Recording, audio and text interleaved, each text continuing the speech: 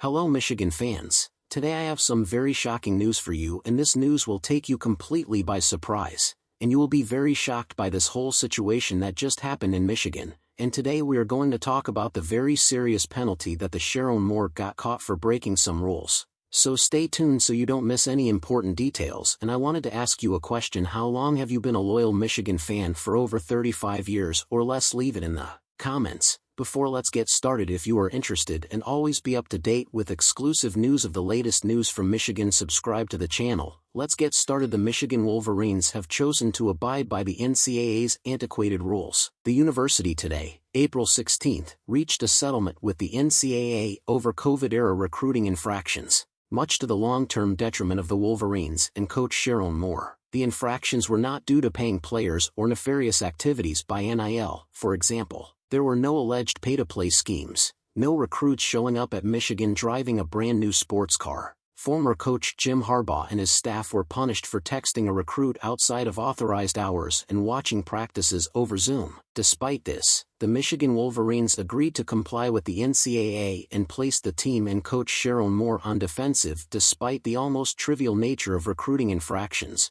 From an outsider's perspective, the NCAA today, April 16, 2024, emphatically declared Michigan has committed NCAA violations. The NCAA's public statement, which Michigan accepted, says, Michigan and 5 individuals who currently or previously worked for its football program have reached a settlement with the NCAA enforcement team regarding violations of recruiting and coaching activities by non-Michigan members, coaches that occurred within the football program, and the appropriate penalties for these violations. Coach Harbaugh has not yet issued a public statement regarding this agreement, although he has filed a statement with the NCAA. Shortly after the settlement was announced, Harbaugh's attorney Tom Marrs stated, "I see that Michigan has changed its position to resolve this, which is not surprising. I can almost hear the wheels of the bus going womp, womp." Regarding punishment, the NCAA settlement states, the agreed-upon penalties in this case include 3 years of school probation, a fine, and recruiting restrictions.